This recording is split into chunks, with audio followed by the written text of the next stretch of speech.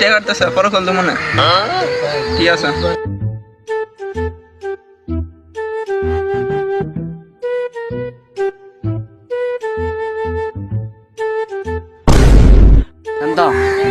কিন্তু বিচক্ষণ জ্ঞানের একজন লোক।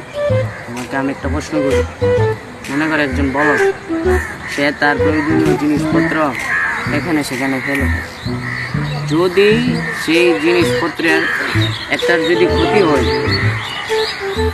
একজন লোকের দ্বারা, তাহলে এখানে দোষ টাকা আর হবে সম্পূর্ণ সে বলদ। তাহলে আমি তোমাকে একটা জিনিস দেখাচ্ছি। এই মোবাইলটা আমার কষ্টের জন্য সে করিয়া তারপর নিলে সাঙ্গ হয়ে গেছে।